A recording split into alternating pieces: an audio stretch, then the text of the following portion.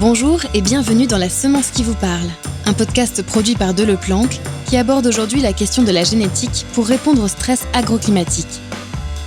Le semencier a toujours recherché des solutions pour augmenter les rendements, lutter contre les maladies et les ravageurs, tout en adaptant les plantes aux conditions climatiques. À ces objectifs s'ajoutent aujourd'hui des impératifs légaux et environnementaux qui ne sont pas sans conséquences pour la filière betteravière. Nous allons faire le point sur la situation, les solutions à l'étude et les perspectives d'avenir avec Laurent Boiroux, directeur agronomie de la société Deleplanque et directeur de la business unit betterave du groupe Strub, et Paul Edlin, responsable développement betterave de la société Deleplanque. Un entretien animé par François-Xavier Duquesne, rédacteur en chef du Betteravier français.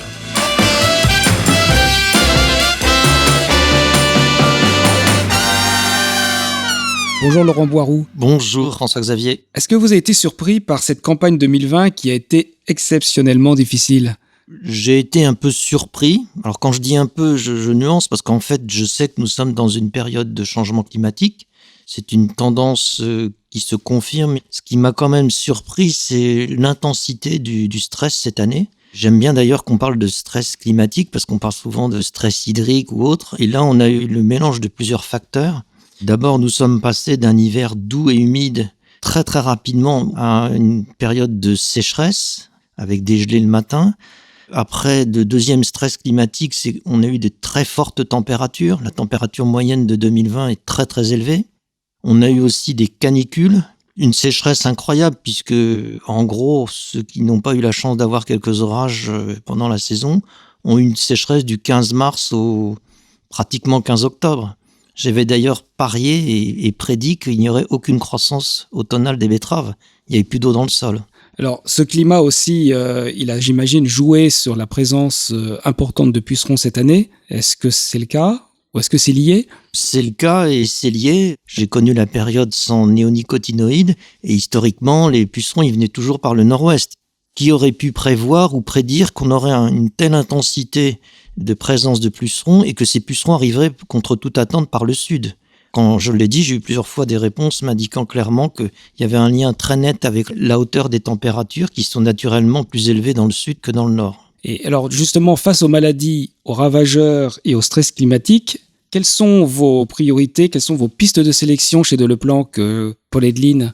En fait, il y a un certain nombre de critères qui sont identifiés. Il y en a 33 qui sont, on va dire, généralement connus et reconnus par la filière. Mais en tant que sélectionneur, nous devons prioriser, en fait, et se donner des objectifs clairs. Alors, la priorité numéro 1, ça reste bien sûr le rendement sucre et la richesse saccharine, qui sont les deux critères de rendement de la betterave sucrière. Et ensuite, il y a tout un tas de facteurs de tolérance à différents stress biotiques ou abiotiques qui vont rentrer en compte.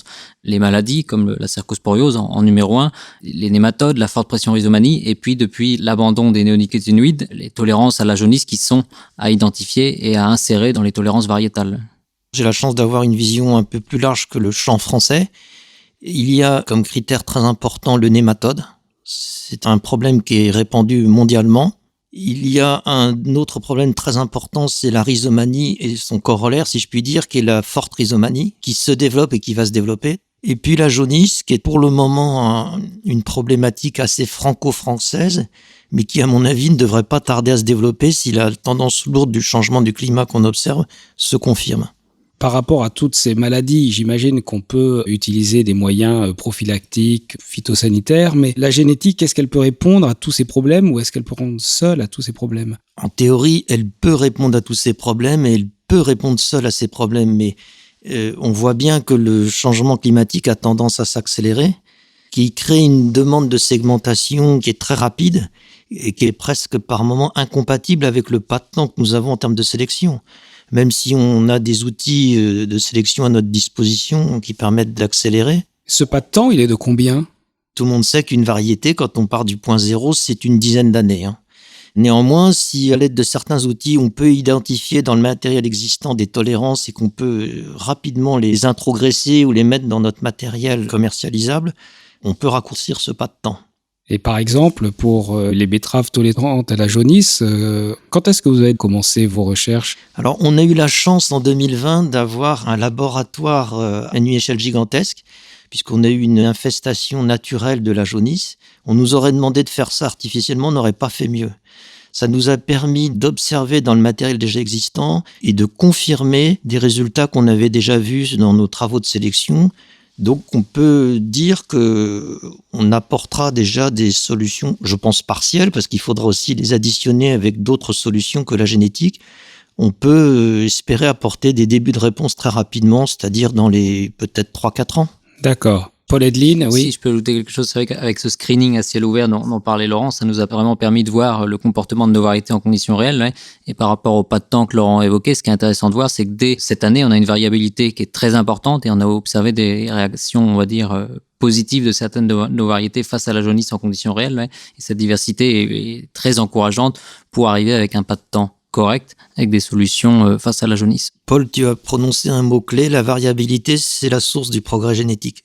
S'il n'y a pas de variabilité dans le matériel, c'est difficile de créer du progrès génétique. Et ça, vous en avez dans le matériel de Planck ? Oui. On en a observé dans les variétés commerciales, dans les réseaux officiels post-inscription, et à plus forte raison également dans nos essais de sélection, mais également de processus d'inscription, c'est-à-dire au sein du CTPS, auquel il a été fait des regroupements jaunisse et pour lesquels on observe une forte variabilité des réponses génétiques dans ces conditions affectées par la jaunisse.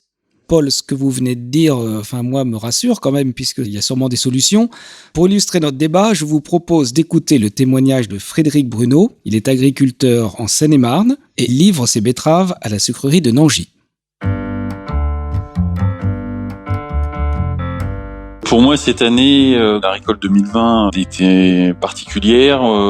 On a eu une forte attaque de jaunisse début de levée, avec, je pense, des insecticides un peu tardifs. Donc un fort impact jaunisse qui s'est vu en fait à partir du mois de juin, suivi d'une sécheresse bien marquée. Donc un impact très fort sur nos rendements. Une année normale chez moi, c'est environ 90 tonnes hectare. Je dois avoir une moyenne olympique de 92 tonnes. Voilà, donc sur 2 parcelles, j'ai une parcelle pour cette année qui fait 38 tonnes et une autre qui fait 30 tonnes. Une perte significative due à la jaunisse principalement et la sécheresse. L'appréhension de la future récolte, elle est vis-à-vis du dosage en néonicotinoïdes. On sera, je crois, à 75% au niveau de l'enrobage. Aujourd'hui, on ne sait pas si ça sera efficace. Ça sera toujours mieux que rien, on est bien d'accord. Le risque aussi qu'on a depuis quelques années, c'est la sécheresse. On a quand même des années plutôt compliquées depuis 4-5 ans. Ce que j'appréhende le plus, c'est la combinaison des deux. C'est ce qu'on a connu cette année, la sécheresse et la jaunisse. Je pense que le dégât le plus important cette année est dû principalement à la jaunisse.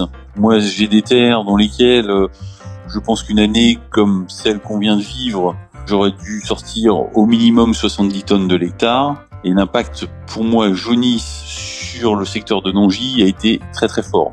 Il y a des contacts qui ont été faits, on était à 90% des pieds touchés par la jaunisse. Pour aborder l'avenir, on est plutôt à parler justement de variétés nouvelles, résistantes sur le problème de la jaunisse et du stress hydrique. De Le Planck travaille depuis plusieurs années sur le stress hydrique et bien avancé, je crois, sur le problème jaunisse, en espérant que les 3 ans suffisent pour sortir des variétés résistantes.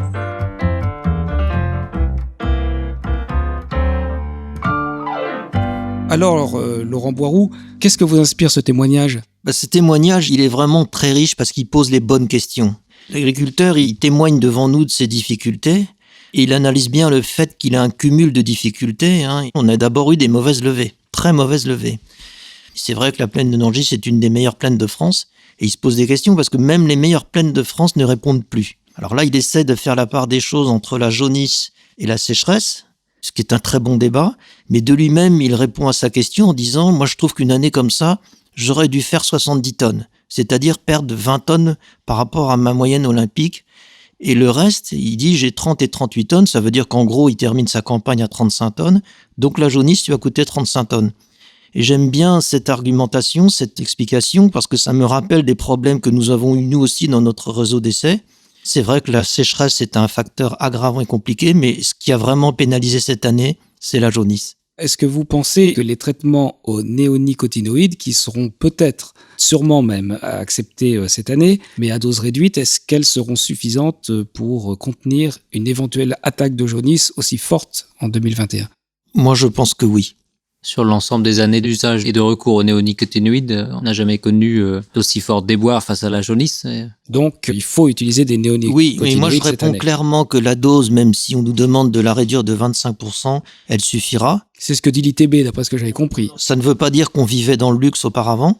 Ça veut dire qu'on aura quelques betteraves jaunes, peut-être des petits foyers de betteraves jaunes, mais ce ne sera pas de nature à affecter les rendements comme on l'a vu cette année. Je n'y crois pas. Et en plus, il est souhaitable, et on est en droit d'espérer que les pressions pucerons ne seront pas aussi importantes chaque année. Alors, en lien avec les hivers qu'on aura, mais c'était quand même une pression puceron sans précédent qu'on espère ne pas retrouver chaque année. Il faut être clair, pour le moment, on ne va pas dire qu'on a un hiver froid, il est frais. Donc, il limite certainement le développement des populations de pucerons, mais je ne crois pas que l'on puisse dire qu'il réduit les populations de pucerons. Donc, on aura certainement des pucerons. Il y a quelques années, la priorité numéro 1 était le rendement. Et aujourd'hui, j'entends des planteurs réclamer des variétés plus rustiques. Est-ce que vous travaillez cette question chez Deleplanque ? Oui, absolument. Les critères de sélection numéro 1 sont le rendement racine et la richesse, sur lesquels on essaie d'ajouter des tolérances, de les combiner entre elles. Alors évidemment, ça contribue à réduire un peu la productivité qu'on réaméliore avec le temps. Mais les agriculteurs sont demandeurs de rusticité et ça a été pris en compte depuis longtemps chez nous. On le voit bien d'ailleurs dans le comportement de nos variétés avant que la jaunisse n'arrive, que quand il y a du stress climatique dont nous parlions tout à l'heure, on voit bien que nos variétés performent d'autant mieux. Il y a longtemps que ce critère a été intégré chez Deleplanque. Moi, une question aussi que je me pose, c'est est-ce qu'en favorisant les variétés rustiques, on ne va pas revoir nos ambitions à la baisse concernant le rendement ? Parce que moi, je regarde les courbes depuis une dizaine d'années, on le voit que le rendement stagne en betterave. Il ne baisse pas. Enfin, au CTPS, par exemple, on a vu les courbes de progrès marquer une stabilité, c'est exact, mais il est admis communément dans la profession que c'est un peu le prix à payer pour la tolérance multiple qu'on a intégrée dans nos variétés. Mais les courbes de progrès ne baissent pas. Et en fait, on pourrait dire qu'on sécurise les rendements, voire on continue à avoir une légère progression, alors qui s'illustre pas forcément malheureusement avec les aléas climatiques, mais à minima, on pourrait dire qu'on sécurise le rendement en y ajoutant une rusticité, une tolérance supplémentaire qui fait qu'on va avoir une meilleure résilience et une meilleure répétabilité des résultats. Et c'est bien ça que recherchent les planteurs et les industriels, c'est de sécuriser un rendement en fonction de ce que pourraient être les conditions de l'année.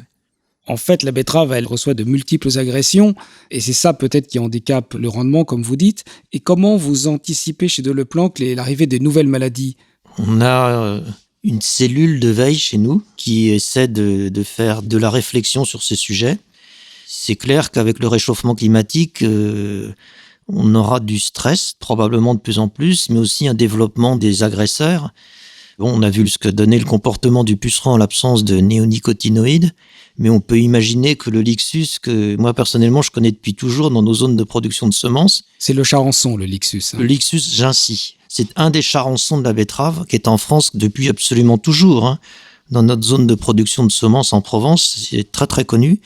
Et ce charançon, ce Lixus gincy est en train de remonter progressivement et sûrement vers le nord de la France. Au fur et à mesure que les températures s'élèvent, on peut imaginer des développements de teigne, par exemple.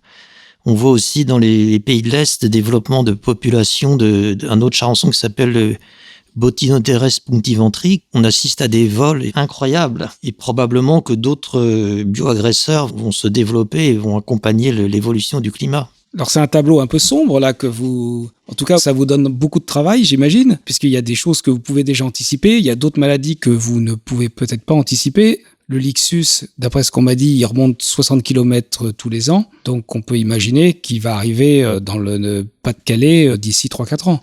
Paul Edlin, est-ce que la génétique peut quelque chose contre le Lixus ? Oui, la génétique doit pouvoir apporter une réponse. Si ça doit devenir une priorité, c'est vrai qu'il y a beaucoup de priorités, on parle des jaunisses, de la cercosporiose, des nématodes, mais s'il s'avère qu'on ne trouve pas d'autres solutions face au Lixus et que la génétique doit être la réponse, on lancera des programmes de sélection et on doit pouvoir espérer trouver et aboutir à des solutions variétales face au Lixus. Est-ce qu'on peut combattre plusieurs maladies à la fois dans une même variété ? En d'autres termes, est-ce qu'on peut empiler des gènes à l'infini ? Alors non seulement on peut combattre plusieurs maladies à la fois dans une même variété, mais il faut le faire, puisque c'est la problématique à laquelle sont confrontés beaucoup d'agriculteurs betteraviers. On a déjà des variétés qui sont tolérantes aux nématodes, à la forte rhizomanie, qui combinent des tolérances ou des moindres sensibilités aux 3 ou 4 maladies du feuillage, donc on a quand même des choses très intéressantes. Je vous rappelle que historiquement, la génétique a sauvé certaines sucreries. Vous pensez aux nématodes, par exemple, ou... Non, tout simplement. À la rhizomanie. D'abord à la rhizomanie. Dans les années 80. Ouais. S'il n'y avait pas eu la génétique, il y a beaucoup de sucreries qui seraient fermées depuis très longtemps. Hein. Et en fait, jusqu'à cet épisode dramatique de jaunisse, les sucreries les plus performantes de France, elles étaient dans le sud. Bien souvent, on parlait de la sucrerie de Toury, qui était bien souvent le meilleur sucre hectare en France. Hein. Alors, il faut combiner une multitolérance, c'est possible. Il faut accélérer par tout moyen le progrès génétique parce que la demande accélère, tout simplement parce que le changement climatique fait pression sur notre filière. Moi, je reste confiant parce que il y a des moyens, il y a beaucoup d'énergie, on travaille beaucoup, notre profession est quand même unie. Elle reste unie malgré les grandes difficultés que notre filière traverse actuellement. Je pense qu'il y a suffisamment d'intelligence et de savoir-faire dans notre filière en général pour la préserver. Alors, je retiens que vous êtes confiant. Est-ce que vous êtes confiant aussi sur la tolérance à la sécheresse? En d'autres termes, est-ce que vous avez déjà des génotypes qui donnent des bons résultats? Peut-être Paul Edeline, si vous suivez, vous, les différents essais. Oui, effectivement. Alors, c'est pas vraiment des gènes de tolérance qui sont identifiés pour la variabilité et la tolérance au stress hydrique. Néanmoins, il se trouve qu'on a une gamme qui est effectivement assez rustique et résiliente face au stress hydrique. On a certaines variétés commerciales ou en cours d'inscription qui s'illustrent très bien. Comment, concrètement, sélectionne-t-on des variétés résistantes à la sécheresse? Avec quels outils? Le premier, ce serait les marqueurs moléculaires, en fait, qui nous permettent d'identifier et de vérifier que les gènes de tolérance identifiés sont bien présents dans la variété en question. Ensuite, le deuxième outil, ce serait les bioessais. En fait, on va réaliser des tests sous serre en inoculant l'un ou l'autre des parasites dont on souhaite vérifier la tolérance. Et enfin, le dernier outil est le test grandeur nature. C'est notre réseau d'essais et c'est le SMI de nos hybrides en cours de sélection dans notre réseau d'essais pour voir la réaction en plein champ et sélectionner en conditions réelles. Et sur ces réseaux d'essais-là, on ne garde que les meilleurs qui répondent le plus positivement en conditions réelles. Je vous propose de marquer une nouvelle pause pour écouter le témoignage de William Huet, responsable du département agronomie de Cristal Union face au stress agroclimatique.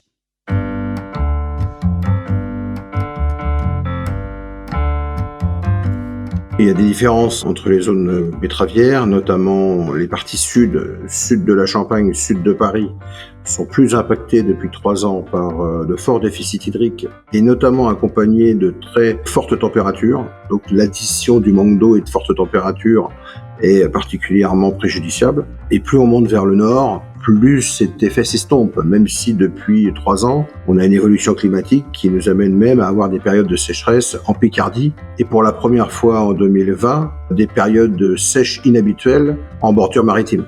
Cristal Union travaille depuis plusieurs années sur l'adaptation régionale des variétés, notamment au stress biotique, c'est-à-dire aux maladies du feuillage en particulier. Nous avons été les premiers à être très fortement touchés par la cercosporiose et avons demandé très tôt aux semenciers d'orienter leurs recherches pour apporter des réponses. Et on a mis dans le même temps au point un modèle de prévision de la cercosporiose made in Cristal Union pour aider nos agriculteurs à positionner leur traitement tout en utilisant des variétés les plus adaptées à cette problématique. Déjà, la chance qu'on a en betterave, c'est que l'investissement des semenciers depuis toujours est très fort au plan génétique et a permis de répondre à de nombreuses problématiques. Depuis ces dernières années, une montée en gamme des variétés rhizomanie vis-à-vis de la tolérance aux maladies du feuillage et qui répond aussi à des besoins environnementaux liés à la nécessaire baisse d'utilisation des produits phytosanitaires. Donc oui, on attend qu'il y ait toujours un maintien fort de la sélection sur tout ce qui est réduction des intrants phyto, notamment maladies du feuillage. Et là, en ce moment, un travail rapide et efficace sur l'intégration de tolérance à la jaunisse sur les variétés qui vont venir dans les 2-3 ans parce que il en va de la survie de la filière betteravière. L'évolution du climat nous montre que les insectes deviennent prédominants et que de toute façon les transmissions virales ne feront que croître et malheureusement la seule réponse ou la réponse principale sera génétique.